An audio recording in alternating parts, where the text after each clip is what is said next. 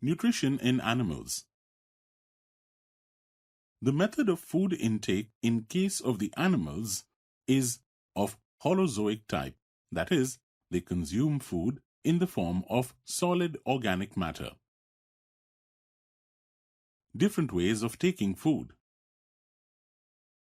The mode of taking food into the body varies in different organisms.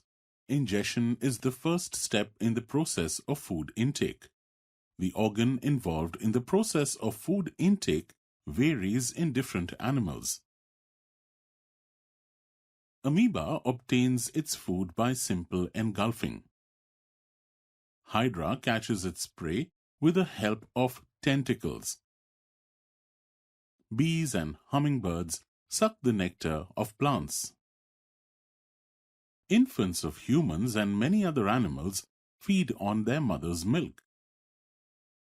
Frogs and toads use their long sticky tongue for catching their prey. Snakes, like the python, swallow the animals they prey upon.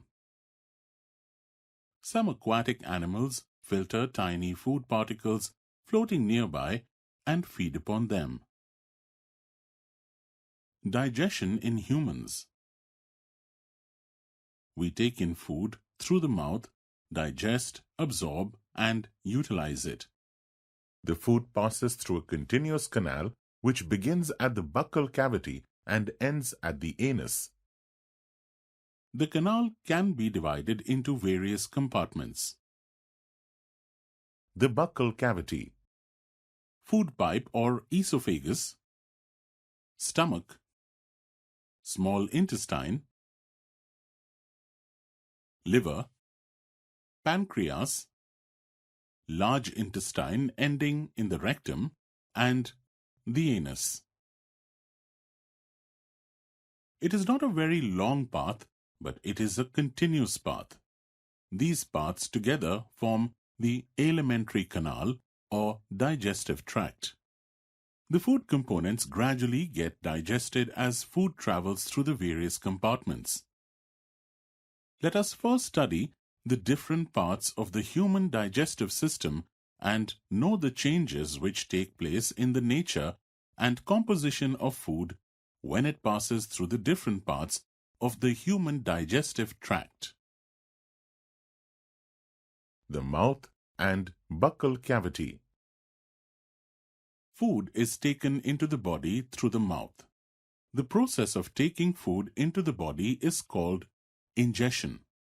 Thus, ingestion is the first step in the process of food intake. This food is broken down into small pieces with the help of the teeth. The buccal cavity. Salivary glands secrete saliva which mainly contains amylase enzyme. Types of teeth and their function in human beings. Teeth help people to speak clearly and give shape to the face. Their main function is chewing of food. Teeth are hard bone-like structures. Humans have two sets of teeth during their lifetime, primary teeth and permanent teeth. Tongue. The tongue is a fleshy muscular organ attached at the back of the floor of the buccal cavity. It mixes saliva with the food during chewing and helps in swallowing food. It helps in easy swallowing by forming a ball of food called bolus. We also taste food with our tongue. It has 4 types of taste buds, which help us to taste 4 tastes: sweet, salt, sour, and bitter. Esophagus, the food pipe. The mouth cavity or buccal cavity opens into a tube called esophagus. Through this esophagus, the swallowed food passes into large sac-like structure called stomach. This esophagus is about 25 centimeters long and lies behind the windpipe. The food pipe runs along the neck and the chest. Food is pushed down by the movement of the wall of the food pipe. This wave-like movement in the food pipe which pushes the food forward is called as peristaltis.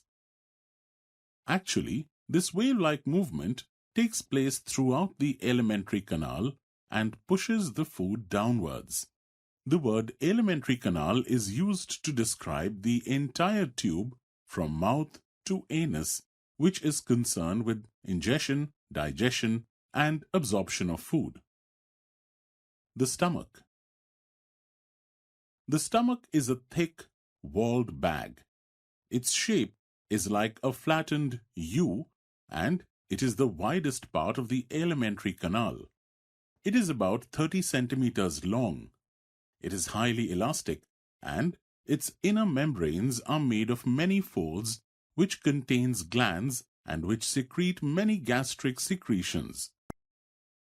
It receives food from the food pipe at one end and opens into the small intestine at the other. The inner lining of the stomach secretes mucus, hydrochloric acid, and digestive juices. The mucus protects the lining of the stomach. The acid kills many bacteria that enter along with the food and makes the medium in the stomach acidic. The digestive juices break down the proteins into simpler substances. The small intestine. The small intestine is a long, highly coiled tube in which stomach opens. It is about 7.5 meters long. The upper part of the small intestine is known as duodenum, which receives secretions from the liver and the pancreas.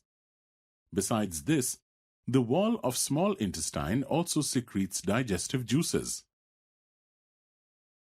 The liver. It is a reddish-brown gland situated in the upper part of the abdomen on the right side. It is the largest gland in the body. It secretes bile juice that is stored in a sac-like structure called gallbladder. The bile juice does not contain any digestive enzymes, but it helps in the digestion of fats by emulsifying them, that is, breaking down fats into tiny droplets to provide larger surface area for the enzymes to act. It also neutralizes the acidity of the food and makes it alkaline for the action of pancreatic juice. The pancreas. It is a large cream-colored gland located just below the stomach. The pancreatic juice acts on carbohydrates and proteins and changes them into simpler forms. The partly digested food now reaches the lower part of the small intestine, where the intestinal juice, succus entericus, completes the digestion of all components of the food. The carbohydrates get broken down into simple sugars like glucose, fats into fatty acids, and glycerol and proteins into amino acids. Absorption in the small intestine, ileum. The digested food can now pass into the blood vessels in the wall of the intestine. This process is called absorption.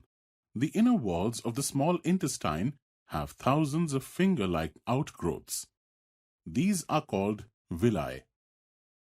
The villi increase the surface area for absorption of the digested food. Each villi has network of thin and small blood vessels close to its surface. The surface of the villi absorbs the digested food materials. The absorbed substances are transported via the blood vessels to different organs of the body where they are used to build complex substances such as the proteins required by the body. This is called assimilation.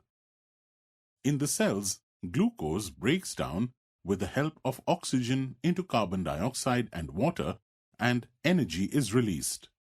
The food that remains undigested and unabsorbed then enters into the large intestine. Large intestine. The undigested food cannot be absorbed by the blood and is passed to the large intestine, which consists of two parts. That is, initial part is called colon, which is followed by the rectum. The large intestine is wider and shorter than small intestine. It is about 1.5 meter in length. Its function is to absorb water and some salts from the undigested food material.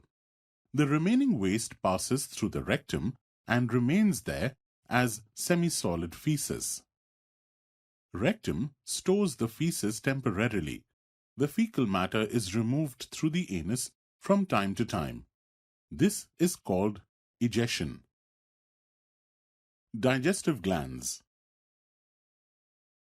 Salivary glands, liver, and pancreas are the main digestive glands which secrete the digestive juices for the digestion of food. All the absorbed nutrients are not needed at once by the body.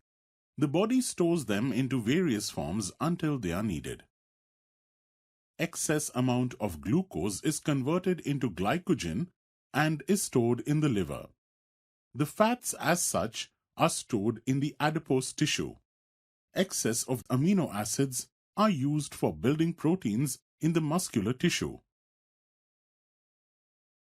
Digestion in grass-eating animals, ruminants.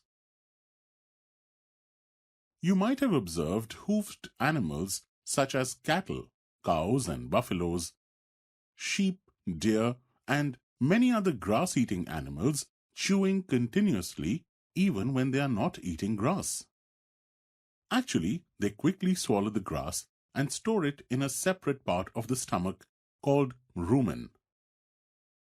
Here, the food gets partially digested and is called cud. Later on, this cud returns to the mouth in small lumps and the animal chews it. This process is called rumination, and these animals are called ruminants.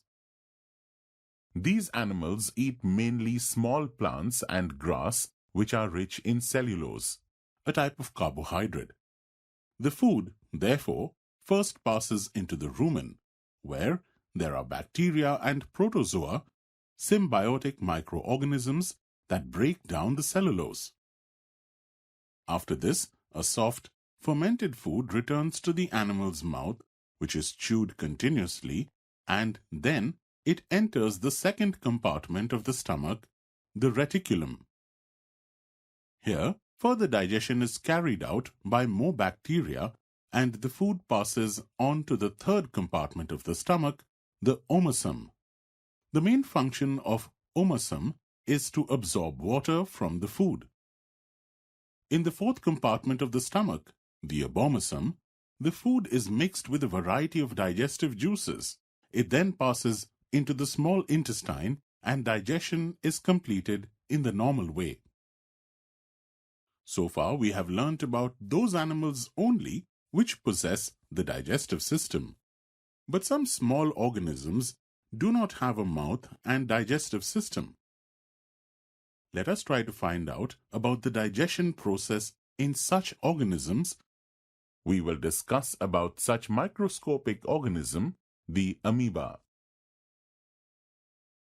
Nutrition in amoeba. Amoeba is a microscopic single-celled organism found in pond water. Amoeba has a cell membrane, a rounded, dense nucleus, and many small bubble-like vacuoles in its cytoplasm. Amoeba constantly changes its shape and position. It pushes out one or more finger-like projections called pseudopodia, or false feet for movement and capture of food.